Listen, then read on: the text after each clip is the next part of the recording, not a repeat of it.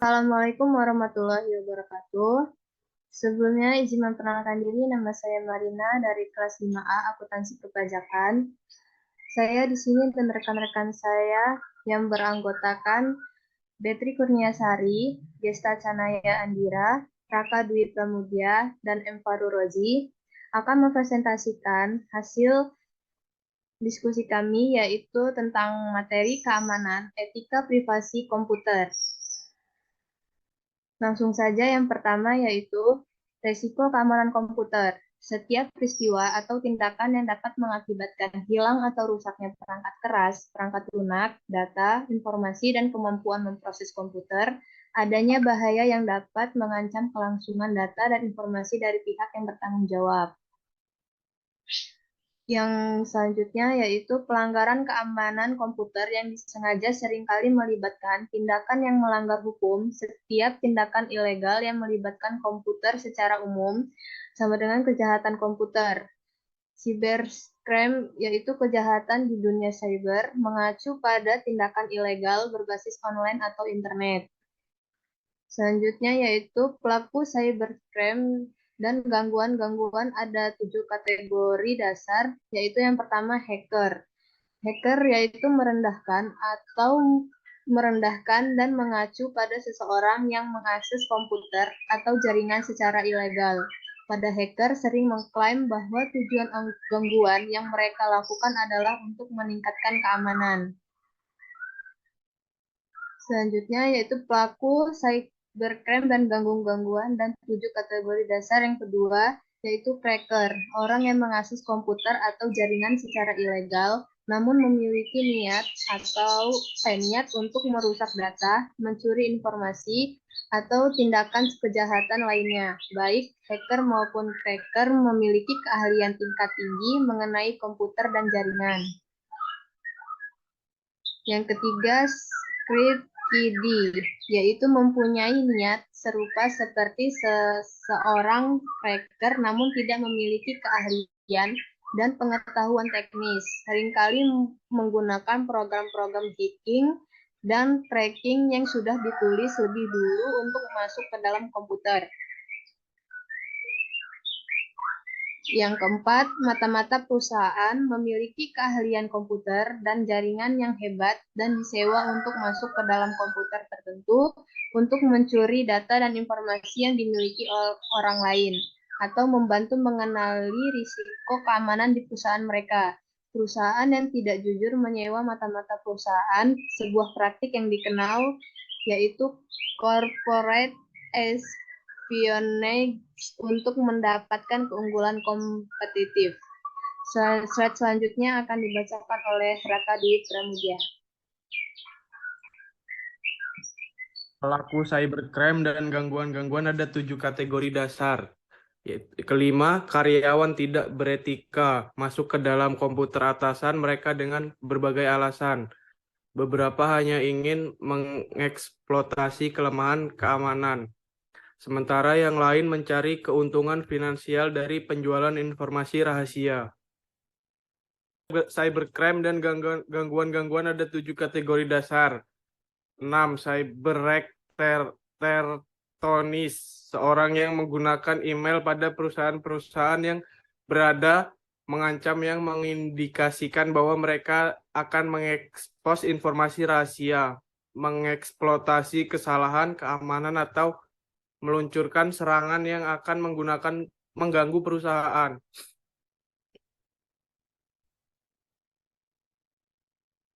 Yang ketujuh ada cyber teroris, seorang yang menggunakan internet atau jaringan untuk menghancurkan atau merusak komputer dengan alasan politis. Sasarannya yaitu sistem kendali lalu lintas, udara nasional, perusahaan pembangkit listrik, atau komunikasi. Jenis-jenis resiko keamanan komputer. Yang pertama ada serangan internet dan jaringan, yaitu serangan virus. Kedua, serangan sistem atau sambaran petir. 3, akses penggunaan tanpa izin. Penyadapan komunikasi melalui nirkabel. Yang keempat, pencurian perangkat keras atau komputer yang dicuri. Yang kelima, pencurian perangkat lunak. Keenam, pencurian informasi atau identitas yang dicuri.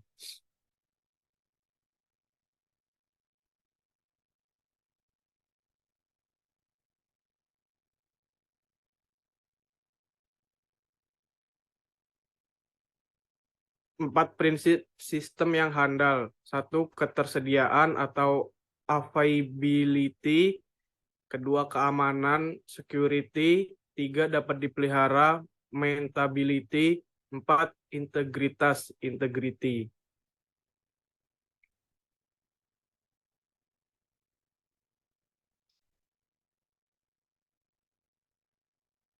Tiga kategori pengendalian yang berhubungan dengan prinsip keandalan, perancangan strategis, dan penganggaran.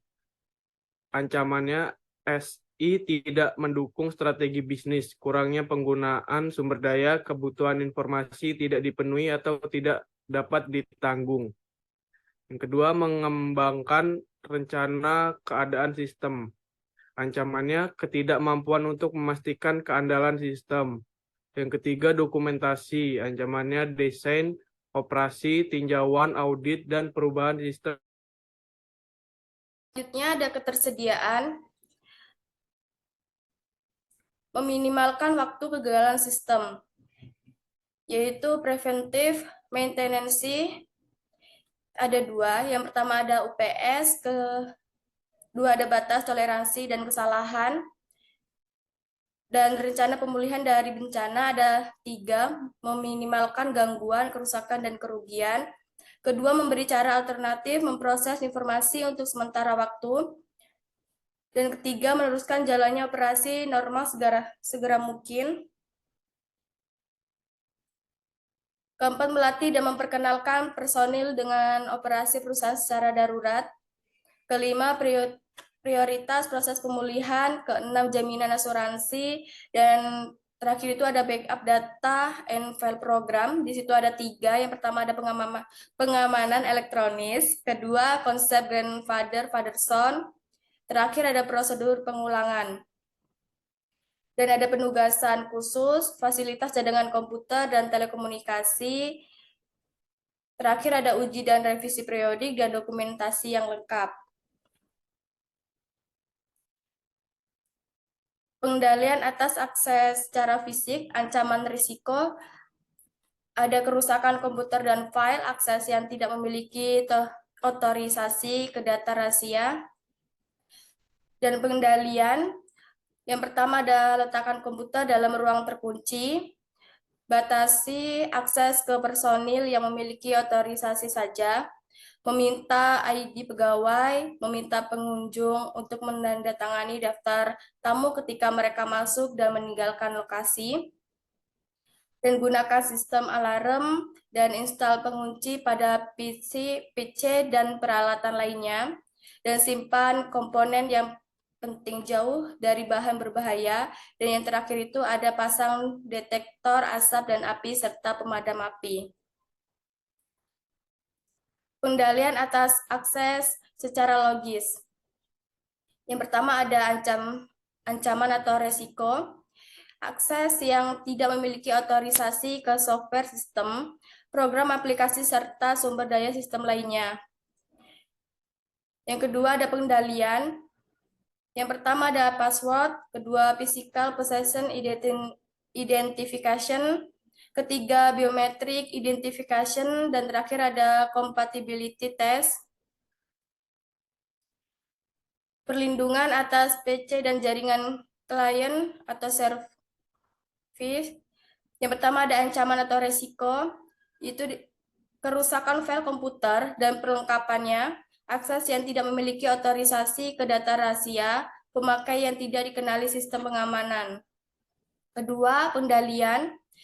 Yang pertama adalah latih pemakai tentang pengendalian PC, batasi data yang disimpan dan di-download, kebijakan dan prosedur yang baik, dan buat cadangan hard drive secara teratur, dan terakhir itu ada enkripsi file atau beri file password.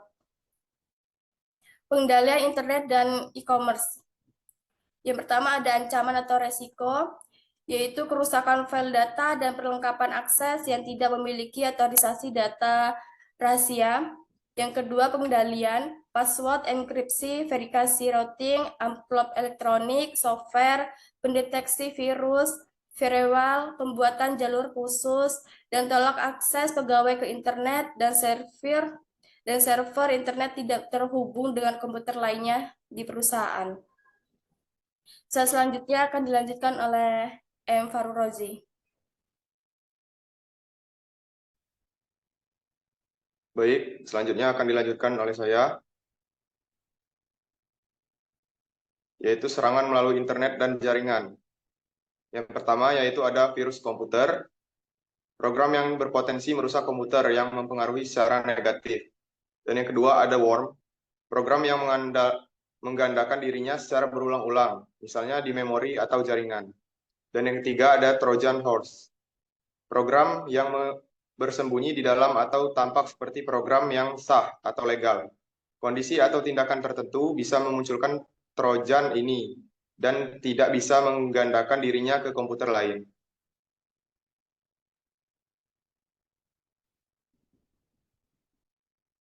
Selanjutnya, yaitu ada serangan melalui internet dan jaringan,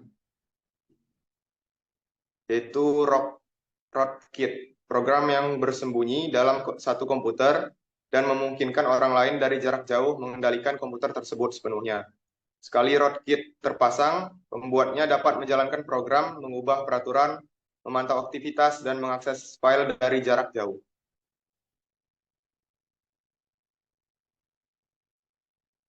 Dan programmer yang jahat menulis malware, kemudian mengujinya untuk meyakinkan bahwa malware buatan dapat mengirimkan payload.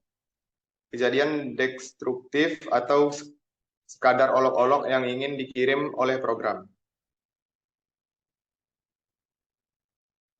Dan selanjutnya, pencurian dan perusakan perangkat keras, yaitu merupakan tindakan merusak atau menghancurkan peralatan komputer melalui pemotongan kabel komputer hingga menyusup ke perusahaan atau laboratorium komputer sekolah tanpa tujuan jelas, menghancurkan komputer-komputernya.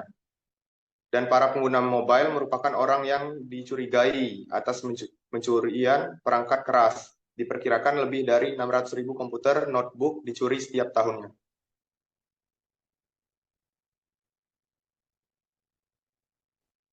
Dan selanjutnya yaitu pencurian peranti lunak. Jenis 1 yaitu seorang secara fisik mencuri media yang mengandung peranti lunak atau peranti keras yang mengandung media. Contohnya yaitu seorang penjaga perpustakaan yang niat jahat mencuri CD atau DVD atau MS Encarta Encyclopedia. Dan selanjutnya akan dibacakan oleh rekan saya yaitu Gesta Kanai Andira. Baik, saya akan melanjutkan presentasi dari Farul Rozi. Menjelaskan tentang resiko keamanan komputer. Yang C ada pencurian perangkat lunak. Di jenis 2, pencuriannya perangkat lunak terjadi bila programmer diberhentikan dari atau tidak bekerja lagi pada perusahaan walaupun program milik perusahaan yang dengan sengaja dihapus oleh programmer.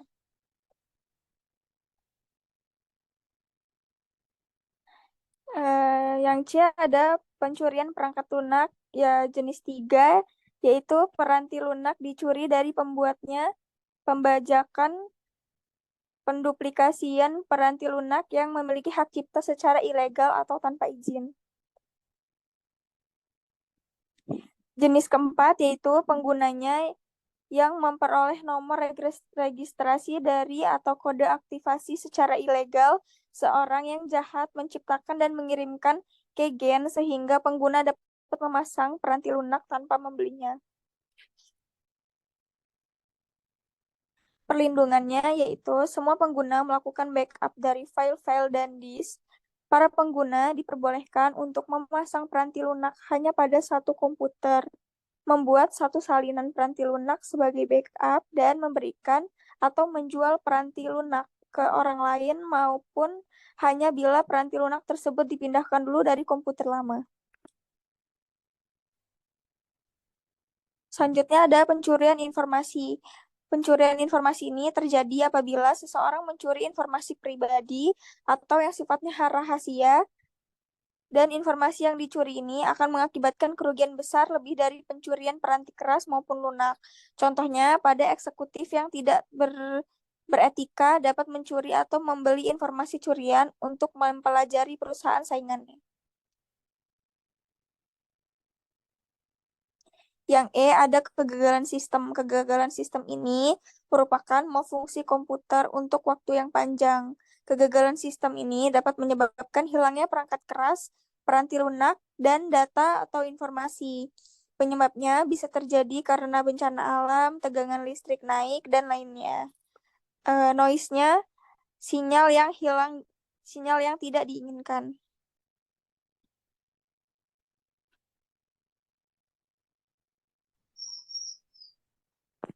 Baik, itu saja yang dapat kami presentasikan. Selebihnya kami mohon maaf. Kami akhiri. Wassalamualaikum warahmatullahi wabarakatuh.